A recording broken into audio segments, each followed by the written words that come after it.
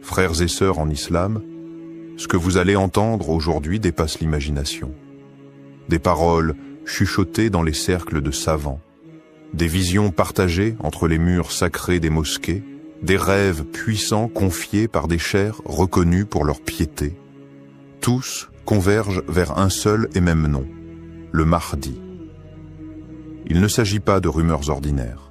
Ce sont des récits que peu osent dévoiler et qui pourraient si bien annoncer le début d'un bouleversement prophétique. Que se passe-t-il aujourd'hui dans le monde musulman? Pourquoi tant de savants, de chers et de guides spirituels parlent-ils de son imminente venue?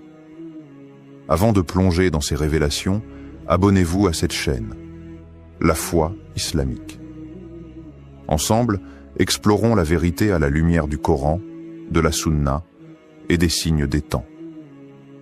Au nom d'Allah, le tout miséricordieux, le très miséricordieux, ô Seigneur, éclaire nos cœurs de ta lumière, affermis notre foi dans les épreuves, et accorde-nous la guidance à travers les signes que tu révèles à tes serviteurs sincères. Partie 1. Les cheikhs qui ont parlé. Des voix respectées qui s'accordent. Ils ne sont ni des youtubeurs sensationnalistes, ni des rêveurs illuminés. Ils sont des porteurs de savoir, des veilleurs dans la nuit du monde moderne, des hommes qui ont passé leur vie à lire, à prier, à observer et à se taire, jusqu'à ce que le poids des signes les pousse à parler. Cheikh Imran Hossein, Cheikh Nabil Al-Awadi, Cheikh Al-Habib Ali Al-Jifri. 3 noms, 3 horizons, mais un même frisson dans leurs propos. Quand ces figures prononcent le mot Mahdi, ce n'est jamais à la légère. C'est après des années de méditation, d'étude des hadiths, et parfois d'un rêve venu troubler leur nuit. Cheikh Nabil Al-Awadi, figure du monde sunnite, réputé pour sa prudence, n'a pas cherché à créer le buzz. Il a simplement déclaré, dans une voix tremblante mais ferme, « Nous vivons une époque où les signes mineurs sont quasiment tous passés. Il ne reste que les grands, et le Mahdi en est la clé. » Cette phrase n'est pas un cri. C'est un signal, discret mais profond. Et pour ceux qui connaissent la science des signes, ce genre de déclaration ne peut être ignoré. Ce n'est pas un homme quelconque qui parle. C'est un érudit, formé, entouré, respecté. Et pourtant, il ose évoquer ce que beaucoup n'osent qu'effleurer, l'imminence. Puis vient Cheikh Al-Habib Ali Al-Jifri, dont la parole est connue pour sa douceur, mais aussi sa profondeur spirituelle. Il ne donne pas de date. Il ne fait pas de chronologie. Il raconte un rêve qu'il a vu, un rêve bouleversant. Un homme au visage lumineux, à la Mecque, entouré de croyants criant « Tu es notre guide ». Il n'a pas dit que c'était le Mahdi. Il n'a pas prononcé ce mot. Mais son regard, en racontant ce rêve, parlait pour lui. Il tremblait d'émotion, comme si cette vision avait traversé son âme. Ce qu'il faut comprendre ici, c'est que ces hommes n'agissent jamais sur une impulsion. Ils sont les héritiers d'un savoir minutieux, transmis à travers les générations. Lorsqu'ils parlent, c'est avec des siècles de prudence derrière eux. Alors pourquoi maintenant? Pourquoi ces allusions, ces récits, ces alertes? Parce qu'ils sentent, non pas dans un délire mystique, mais dans une analyse du monde. Ils voient les systèmes s'effondrer, les tyrans se multiplier, les cœurs s'assombrir, et l'humanité atteindre un tournant. Et dans ce contexte chaotique, leur voix devient une lanterne. Une lanterne qui ne dit pas « il est là », mais qui murmure « il approche ». Et ce murmure devient une symphonie quand on entend Cheikh Imran Hossein évoquer la fin des temps. Depuis des décennies, il décrypte les signes. D'abord ignoré, puis critiqué, il est aujourd'hui écouté. Pourquoi? Parce que ce qu'il a annoncé hier devient réalité aujourd'hui. Lui aussi évoque l'arrivée du Mahdi. Pas comme une certitude datée, mais comme une conséquence logique de ce que les textes annoncent et que les événements mondiaux confirment. Ces cheikhs ne cherchent pas à convaincre. Ils appellent à préparer. non pas les valises, mais les cœurs. Ils ne disent pas « croyez à notre vision », ils disent « retournez à Allah, rapprochez-vous de la vérité, soyez prêts ». Et c'est peut-être cela le plus bouleversant. Ce n'est pas le contenu de leur vision qui nous secoue, c'est leur sincérité, leur prudence, leur douleur aussi lorsqu'ils évoquent ce qui vient. Car ils savent que l'arrivée du Mahdi ne sera pas un feu d'artifice. Ce sera une secousse, un réveil, une épreuve. Et seuls les cœurs connectés à la lumière divine tiendront. Partie 2. Des rêves révélateurs. Ce que certains ont vu du Mahdi. Dans le silence de la nuit, alors que le monde dort et que les âmes s'élèvent, certains voient. Pas avec les yeux du corps, mais avec ceux du cœur. Ces rêves ne sont pas des fantaisies. Ce sont des fragments, des éclats du monde invisible que Dieu offre à ceux dont le cœur est purifié. Le prophète Muhammad l'a dit. Le rêve véridique est une des 46 parties de la prophétie. Et dans notre époque troublée, ces rêves se multiplient, pas chez n'importe qui, mais chez des hommes de science, des femmes pieuses, des étudiants sincères, des chers silencieux que le ciel réveille. Un cheikh marocain a confié le regard humide que dans son sommeil, il s'est vu transporté à Médine. Là, debout devant le noble tombeau du prophète, un homme pleurait, les mains levées, le cœur déversé en larmes. Et puis cette voix venue de nulle part, ou peut-être d'en haut, « Voici le Mahdi que tu attends ». Il s'est réveillé tremblant. Il n'a pas cherché à interpréter, il a seulement su. Quelque chose s'est imprimé en lui, comme une certitude douce et pesante à la fois. Il n'a pas cherché à en parler partout. Il l'a partagé à quelques élèves, à ceux capables d'entendre sans moquerie, de ressentir sans idolâtrer. Ce rêve n'est pas isolé. Il fait partie d'une constellation. En Égypte, un fakir raconte avoir vu une foule immense autour de la Kaaba. Un homme, vêtu simplement, au regard baissé, refusait de monter sur le minbar. Mais les gens le suppliaient. Ils l'appelaient par un nom qu'il n'ose plus répéter sans frissonner. À Karachi, une femme pieuse raconte une vision où la nuit s'est éclairée d'une lumière intense. Un homme marchait entre les ruines d'un monde brisé. Derrière lui, des enfants, des savants, des orphelins. Il ne parlait pas, mais sa présence apaisait. Les oiseaux se taisaient et même le vent semblait écouter. Et ce qui trouble le plus, c'est l'universalité de ces visions. Pakistan, Yémen, Europe, Afrique, Indonésie, France, partout, les récits se recoupent. Le même homme, la même pudeur, la même scène, la foule, la lumière et une voix qui désigne sans désigner, et pourtant aucune coordination entre ces rêveurs, aucun agenda, juste des cœurs qui cherchent Dieu, des âmes qui pleurent en prière. Et parfois, la nuit leur répond. Ces rêves parlent tous de la même chose. Un homme qui ne veut pas être reconnu, qui refuse le pouvoir, mais que les gens reconnaissent malgré lui. Un homme qui pleure devant le prophète et qui porte une lumière intérieure que même les aveugles sentiraient en passer. Alors, que faire de ces récits? Les rejeter en bloc? Les ranger dans une case de coïncidence collective? Ou faut-il, peut-être, se poser une autre question? Et si ces rêves n'étaient pas là pour désigner un homme, mais pour réveiller des cœurs? Peut-être qu'Allah nous montre ce visage, non pas pour qu'on le suive aveuglément, mais pour qu'on se prépare à ce qu'il représente. La fin de la corruption, le retour de la justice, le triomphe de la vérité. Le début d'une ère où l'islam se vivra avec sincérité, non plus dans la peur ou la honte. Et dans cette époque pleine de mensonges, de confusion et de douleur, ces rêves sont peut-être les derniers flambeaux avant la grande lumière. Partie 3. Les signes qui les ont poussés à parler. Il y a un moment où le silence devient trahison. Un moment où se taire face à l'effondrement du monde revient à abandonner les âmes à l'errance. Ce moment, selon certains savants, est arrivé. Depuis des années, les cheikhs les plus lucides observaient. Ils analysaient. Ils patientaient. Mais aujourd'hui, ils parlent.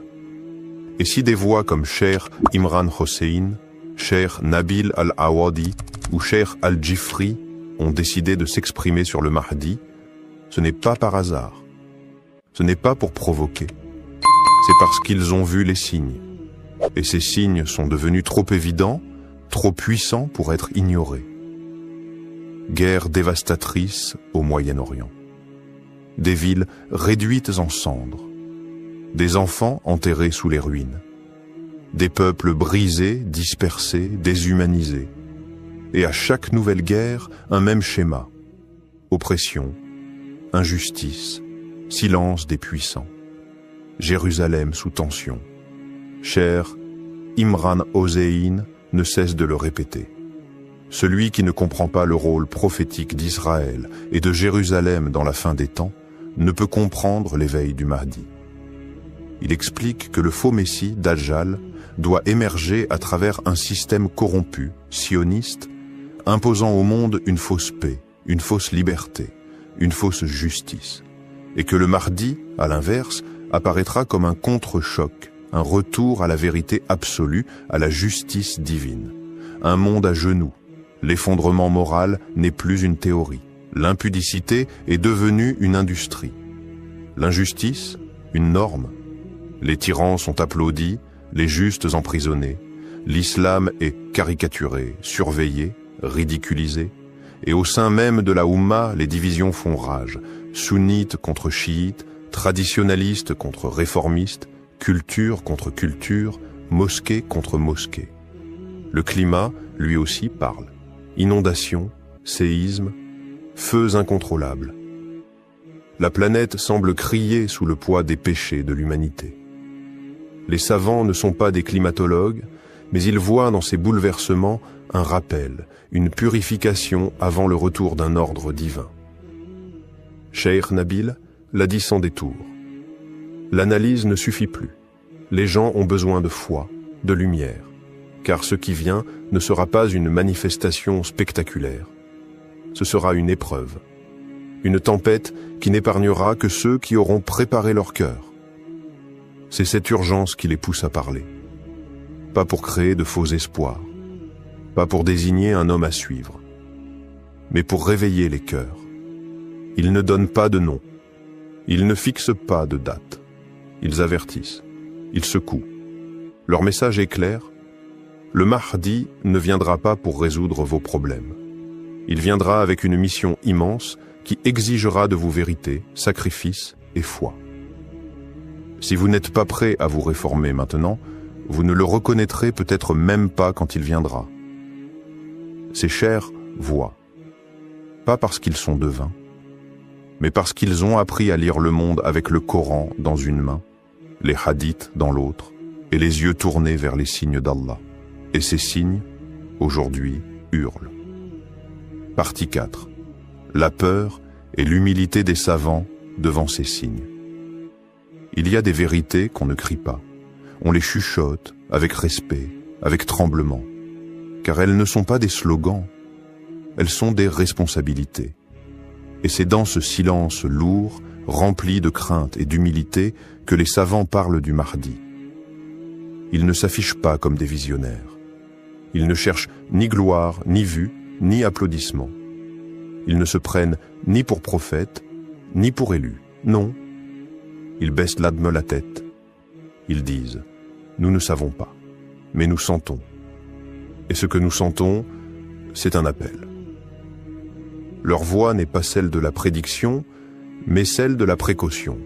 Ils ne veulent pas exciter les foules, mais réveiller les cœurs. Cheikh Al-Habib Ali Al-Jifri l'a résumé dans une parole sobre et forte. Ce n'est pas notre rôle de dire quand, mais c'est notre devoir de dire comment s'y préparer. Et le comment ne parle jamais de politique, ni d'armes, ni d'agitation. Il parle de tauba, de ce retour intime à Allah, sincère, silencieux. Il parle de prières nocturnes, celles que personne ne voit, celle que seule la miséricorde d'Allah entend. Il parle de lecture du Coran, pas en récitation automatique, mais en méditation, en imploration. Il parle de purification du cœur, d'abandon des rancunes, des orgueils, des attaches mondaines. Car ce qui arrive, si cela arrive dans notre génération, ne sera pas une gloire facile, mais une épreuve immense. Le Mahdi, s'il est proche, ne viendra pas avec des promesses de confort ou des miracles de facilité. Il ne viendra pas flatter les foules, ni confirmer les illusions. Il viendra avec la vérité, pure, tranchante, exigeante.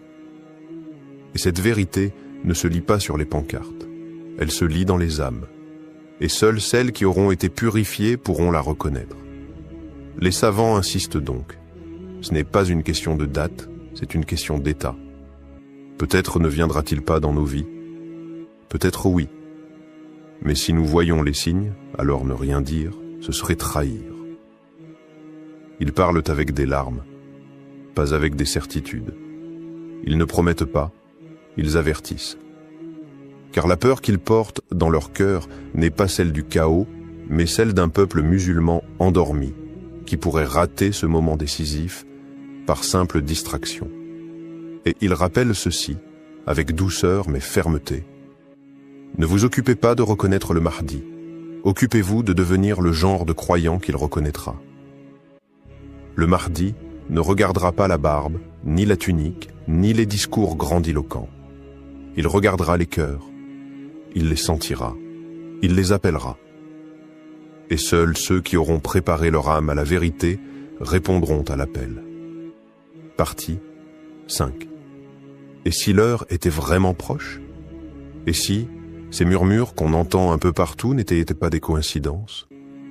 Et si ce que disent ces chers n'était pas de l'exagération, mais un cri d'alerte voilé, une sonnette qu'Allah fait résonner dans le cœur des sincères? Et si c'était notre génération? Oui, celle-là même qui scrolle, qui doute, qui cherche sans toujours savoir quoi, qui allait voir de ses propres yeux le Mahdi marcher sur cette terre? Regarde autour de toi, les repères s'effondrent, les valeurs sont inversées, la lumière semble s'éteindre et l'obscurité gagne du terrain, même dans les âmes. Mais peut-être est-ce précisément dans cette nuit profonde qu'Allah a voulu que la lumière du Mahdi apparaisse. Et si ce n'était pas une légende?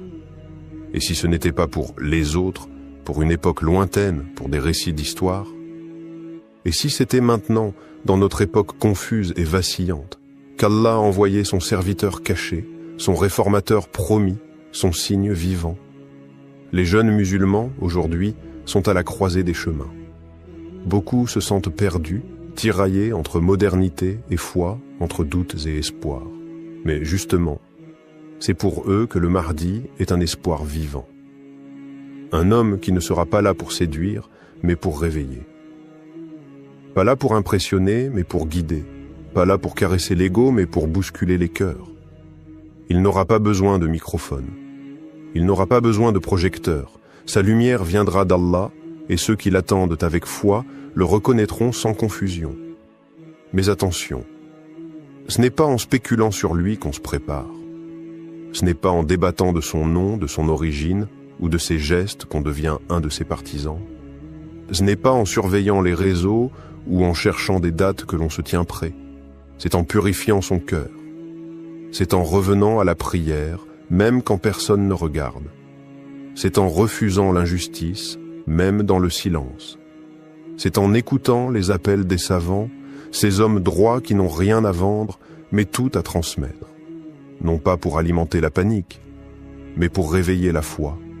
Parce qu'un jour, peut-être bientôt, peut-être très bientôt, tu te lèveras un matin et tu entendras que quelque chose a changé à la Mecque, ou qu'un homme inconnu a rassemblé des croyants, et que les visages pleurent, que les cœurs vibrent, et que ce que tu croyais loin était maintenant tout proche.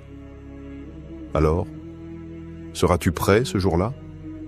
Ou feras-tu partie de ceux qui ont entendu, qui ont douté et qui diront « Si seulement j'avais pris cela au sérieux ».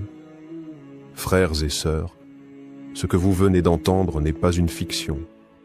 Ce n'est pas un récit pour frissonner, ni une histoire pour passer le temps. C'est une réalité qui frappe à la porte.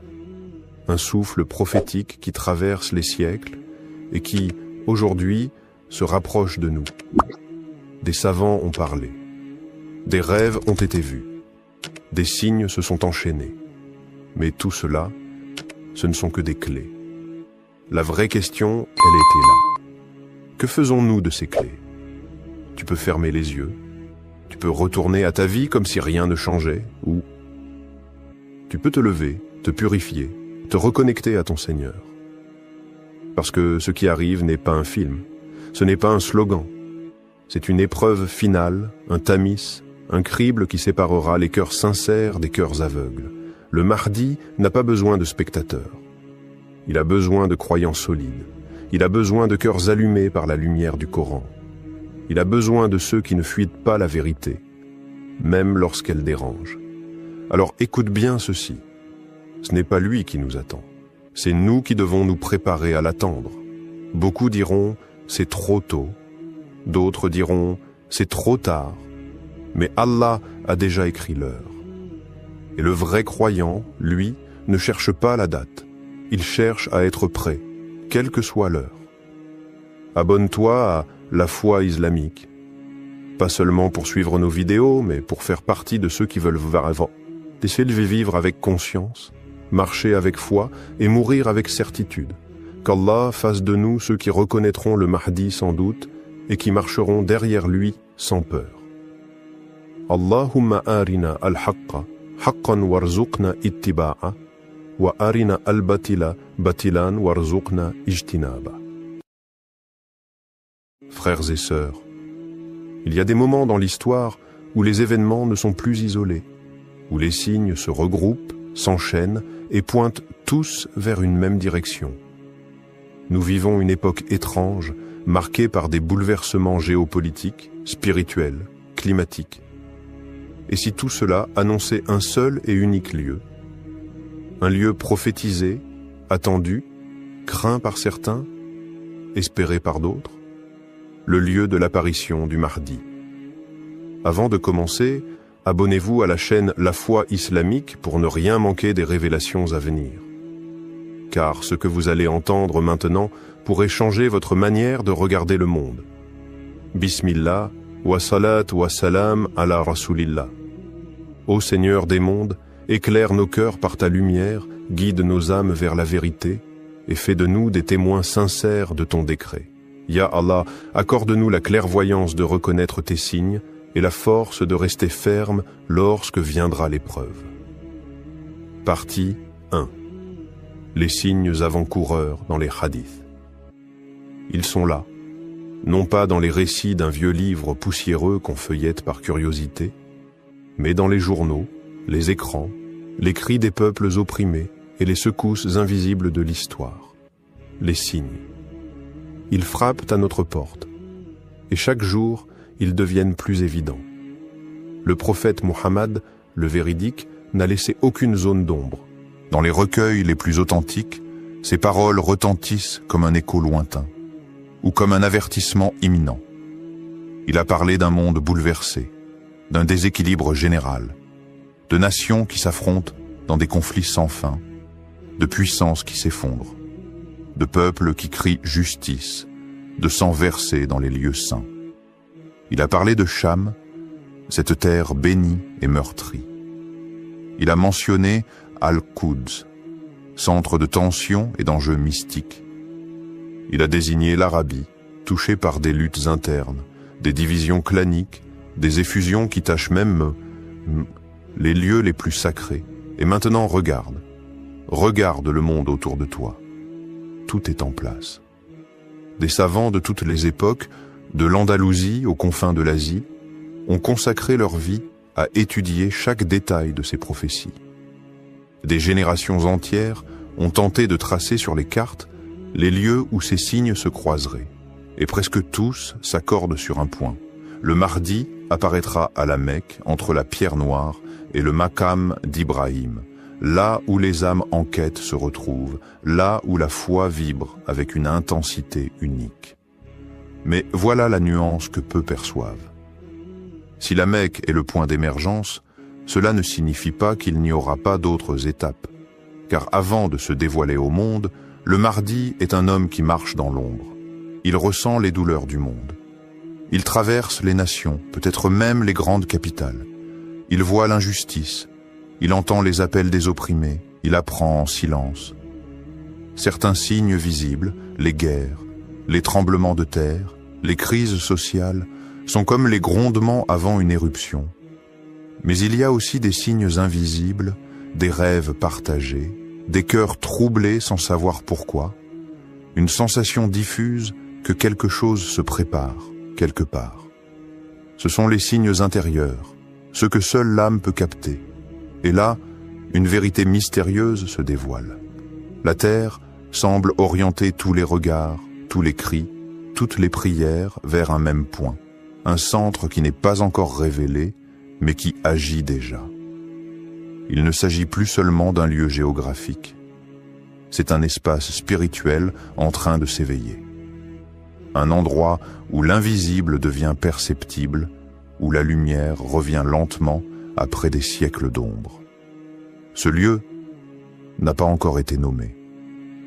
Mais tout indique qu'il est déjà chargé d'un poids que seul un élu peut porter. Ce n'est pas un hasard si certains voient le même rêve à des milliers de kilomètres les uns des autres. Ce n'est pas un hasard si des savants se replongent dans les textes avec une urgence nouvelle. Ce n'est pas un hasard si les cieux et la terre semblent en attente. La prophétie avance. Et ceux qui regardent avec les yeux du cœur savent que les signes ne sont pas finis. Ils ne font que commencer et ils convergent vers un seul endroit. Partie 2. Le point de convergence des crises mondiales. Regarde autour de toi. Pas avec des yeux fatigués par l'information continue, mais avec des yeux lucides, éveillés, conscients. Quelque chose de plus profond que les chiffres et les bulletins d'actualité est en train de se jouer. Le monde se fracture. Et pourtant, ces fractures suivent un tracé. Un tracé qui nous ramène toujours au même point. À l'est, le Moyen-Orient brûle. Gaza saigne. La Syrie gémit. L'Irak pense encore ses plaies. Le Yémen supplie dans le silence médiatique. Des bombes tombent, mais aussi des masques. À l'ouest, l'Europe vacille. Elle doute de son identité, divisée entre un passé chrétien qu'elle a renié et un avenir qu'elle ne comprend plus. L'Occident tout entier semble fatigué de sa propre puissance.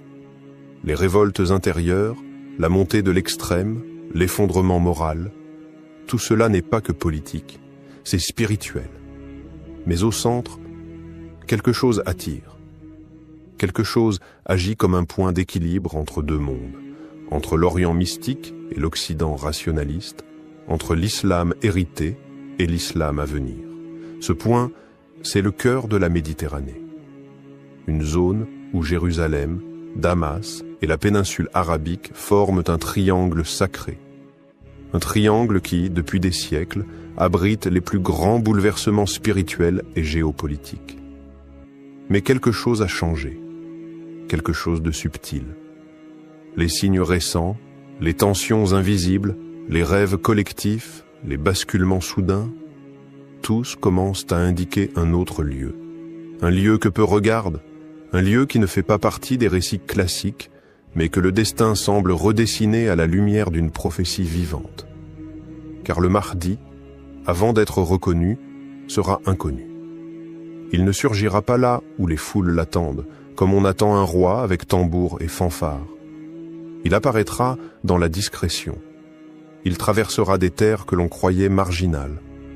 Il portera peut-être un accent inattendu, une allure que personne ne reconnaît. Et c'est précisément là que le divin surprend.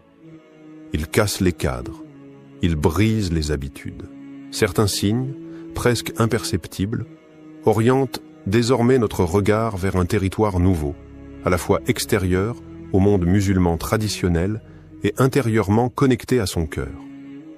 Ce lieu pourrait être en Europe, peut-être même dans une nation réputée pour son orgueil, sa laïcité, ses conflits avec l'islam. Un lieu que l'on pense fermé et qui peut-être cache la clé. Cela te semble improbable? Mais n'est-ce pas ce que l'histoire nous a toujours enseigné? Que les révolutions naissent là où on ne les attend pas. Que les élus viennent de peuples oubliés, que les lumières jaillissent du cœur des ténèbres. Les tensions actuelles ne sont pas seulement politiques. Ce sont des signaux divins.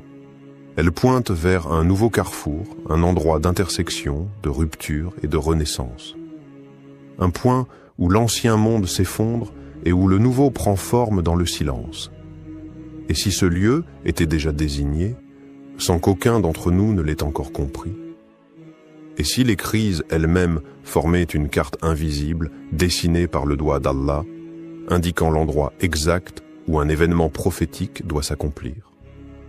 Rien n'est au hasard, et les signes ne mentent jamais. Partie 3. Le rôle caché de l'Occident et l'éveil spirituel inattendu. Et si on t'avait toujours appris à regarder au mauvais endroit? Et si les projecteurs braqués sur l'Orient t'avaient empêché de voir que la lumière du renouveau pourrait surgir de l'ombre même de l'Occident? L'idée semble presque choquante, inconfortable. Comment imaginer que le Mahdi, l'homme guidé par Allah, puisse avoir un lien direct avec des terres qui, historiquement, ont combattu l'islam? Et pourtant, aujourd'hui, l'Occident n'est plus ce qu'il était. Sous le vernis des villes brillantes, des institutions puissantes et des idéaux proclamés, un autre monde est en train de naître. Un monde de douleur, de fractures, mais aussi d'éveil.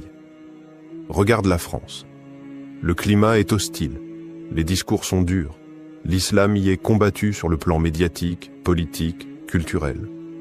Mais c'est là aussi que l'on trouve la jeunesse musulmane la plus consciente, la plus engagée, la plus attachée à son identité. Dans les quartiers populaires, dans les universités, dans les rues, quelque chose brûle, pas de la colère, mais une soif. Soif de retour, soif d'ancrage, soif de Dieu. C'est en France que les mosquées débordent pour la prière du Fajr. C'est en Angleterre que des convertis racontent avoir vu le prophète en rêve. C'est en Allemagne, en Belgique, aux États-Unis que des jeunes, sans repères familiaux, redécouvrent l'islam par pur amour de la vérité. Ce phénomène n'est pas anodin, il est prophétique, car plusieurs hadiths évoquent l'Occident de manière énigmatique. Le prophète a mentionné un groupe de croyants venus des terres de l'Ouest, des gens à la fois purs, prêts à rejoindre le Mahdi. D'autres traditions, bien que sujettes à interprétation, laissent entendre que le Mahdi vivra un temps dans une terre d'incrédulité, une terre où il sera inconnu, rejeté, persécuté, mais protégé. C'est dans l'épreuve que les cœurs sont forgés. C'est dans l'exil que les prophètes ont été formés. Musa a grandi chez Pharaon. Youssouf a été élevé loin de sa famille. Le prophète Muhammad a été rejeté par les siens avant d'être accueilli à Médine. Et si le Mahdi suivait cette même trajectoire? Et s'il avait été élevé dans un monde de contradictions pour mieux le dépasser? Et s'il vivait aujourd'hui dans une capitale occidentale, en silence, observant, priant, pleurant les péchés de l'humanité, en attendant l'ordre divin? Peut-on imaginer un instant que Paris, cette ville de lumière profane, soit aussi le théâtre secret de la lumière divine? Elle qui incarne tant de rejets, pourrait-elle devenir le lieu de l'accueil?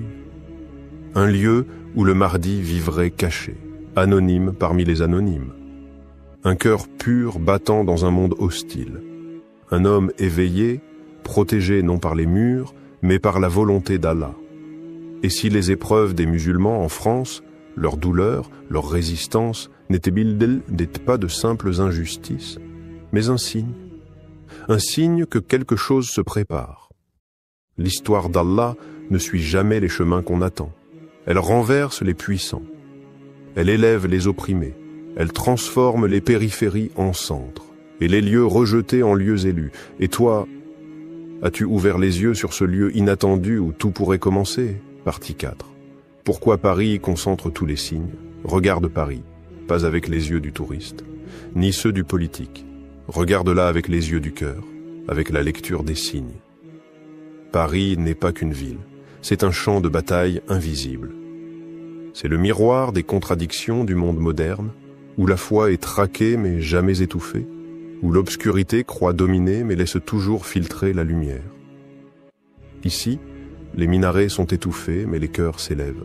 Ici, la parole de Dieu est contestée mais constamment récitée dans les foyers, les cellules, les ruelles. Ici, les musulmans sont surveillés mais plus vivants que jamais. Est-ce un hasard? Ou est-ce le lieu exact de l'épreuve choisi par Allah pour que naisse ce feu dont parlent les hadiths? Un feu qui ne brûle pas pour détruire, mais pour révéler. Paris, ce n'est pas seulement la ville des révolutions, c'est aussi la ville du refus des prophètes, la ville des philosophies humaines, des lois sans Dieu, de l'ordre sans foi. Mais c'est dans ces lieux extrêmes, dans ces points de rupture, que naissent les plus grandes révélations. Souviens-toi, le Mahdi ne vient pas pour les conforts. Il surgit dans le chaos, dans le rejet, dans la nuit. Et cette nuit, Paris l'a déjà depuis longtemps. Mais une étoile pourrait bien s'y lever. Les récits soufis, porteurs de secrets transmis d'oreilles en oreilles, parlent d'un homme juste, discret, solitaire, habitant une ville étrangère aux lois divines. Il est silencieux mais éveillé. Il pleure la nuit, pris dans les coins sombres, et personne ne soupçonne qu'il est celui qu'Allah prépare. Ces récits ne nomment pas Paris. Mais ils parlent d'une grande capitale occidentale, où il restera caché jusqu'au moment du retournement. Et quel autre lieu aujourd'hui correspond à ce tableau plus que Paris, capitale de la laïcité, de l'orgueil humain, et pourtant si peuplée de cœurs soumis? Paris est l'épicentre de la tension. Chaque manifestation, chaque injustice, chaque débat sur l'islam alimente cette tension spirituelle, comme si un nerf invisible était touché, comme si la ville pressentait quelque chose qu'elle ne comprend pas. Le Mahdi, dit-on, ne veut pas du pouvoir. Il ne cherche pas l'apparition. Il est appelé par les événements et forcé par le destin divin. Et pour qu'un tel homme surgisse, il faut un terrain brûlant, un lieu qui le forge, qui le rejette, puis qui l'appelle à en sortir. Paris n'est pas la fin du voyage, mais elle pourrait bien être le départ, car c'est là que le feu intérieur s'allume. C'est là que le silence du Mahdi devient plus fort que les cris du monde. C'est là, dans les rues chargées de colère, dans les regards pleins de rejet, dans les invocations nocturnes des oubliés, que la lumière se prépare à descendre, et quand elle se déversera, elle ne viendra pas avec des slogans, mais avec le poids de la vérité. Partie 5. Les cartes anciennes et les révélations ésotériques. Il existe des cartes que l'on ne trouve pas dans les manuels scolaires, des cartes que l'on ne trace pas avec des frontières politiques, mais avec des lignes invisibles, des lignes d'énergie, des trajets de lumière, des veines spirituelles que les anciens connaissaient. Les maîtres soufis les appelaient par les routes secrètes de la présence divine. Selon eux, certains lieux sur Terre ne sont pas seulement géographiquement stratégiques, mais cosmiquement choisis.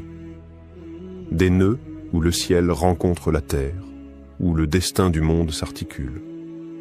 Parmi ces points faits mystérieux, Paris apparaît, pas comme une ville sainte, mais comme un croisement, un carrefour chargé, un point d'intersection entre les tensions de la fin des temps. Là où les civilisations s'entrechoquent, là où les idées s'affrontent, là où la lumière et les ténèbres dialoguent sans cesse. Des cartes anciennes, juives, chrétiennes et musulmanes mentionnent un centre du monde. Non pas au sens physique, mais énergétique, elles parlent d'un cœur de l'humanité, d'un lieu où les événements de la fin convergeront avant de se rediriger vers l'Est. Et dans ces textes symboliques, on retrouve en filigrane la ville de Paris. Les soufis évoquent une géométrie spirituelle. Mecque, Jérusalem, Damas, et un quatrième point invisible plus à l'ouest. Un point de silence, un point de gestation. Certains maîtres ont chuchoté, loin des foules.